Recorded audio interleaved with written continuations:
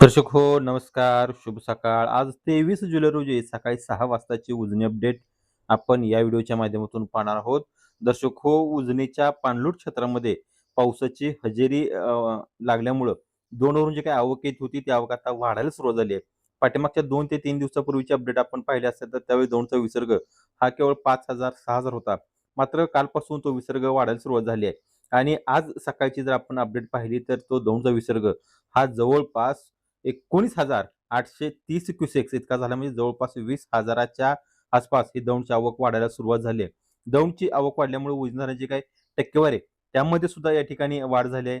आज सकाळी 6 वाजता उजनी टक्केवारी ही 54.57% इतकं धरण त्या ठिकाणी भरलंय. धरणाची जी काही पाणी पातळी आहे, ते उपयुक्त पाणी पातळी ही 29.23 टीएमसी, तर एकूण पाणीसाठा हा 92.89 टीएम झालाय.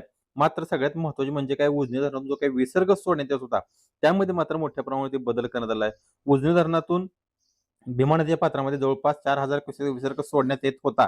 मात्र त्यातील आता बहुतांश विसर्ग हा कमी केला असून रात्री 10:30 वाजता उजनी धरणातून केवळ 1,600 क्युसेक्स जो काही वीज निर्मितीसाठी विसर्ग सोडला जातोय, तो विसर्ग या ठिकाणी सुरू आहे आणि इतर जे काही सांडव्याद्वारे पाणी सोडलं जात होतं, ते मात्र त्या ठिकाणी बंद केलंय.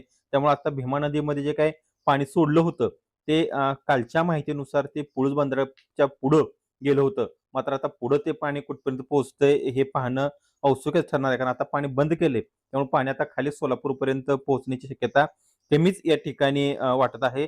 आणि त्याचबरोबर इतर जे काही विसर्ग होते, सिनामाड्यासाठी तो 280 क्युसेकचा विसर्ग सुरूच आहे. दहेगावसाठी 90 क्युसेकचा विसर्ग सुरू आहे.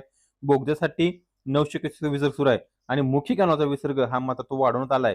तो मात्र 2,000 क्युसेक्स इतका हा विसर्ग केलाय. तुर्तास आजच्या अपडेटनुसार दौंडची आवक ही 20,000च्या घरात गेली आणि उजनीतून भीमा नदीचे जे काही पाणी सोडण्यात येत होतं, ते पाणी या ठिकाणी बंद करण्यात आलं असून फक्त वीज निर्मितीसाठी 1,600 क्युसेकचा विसर्ग सुरू आहे.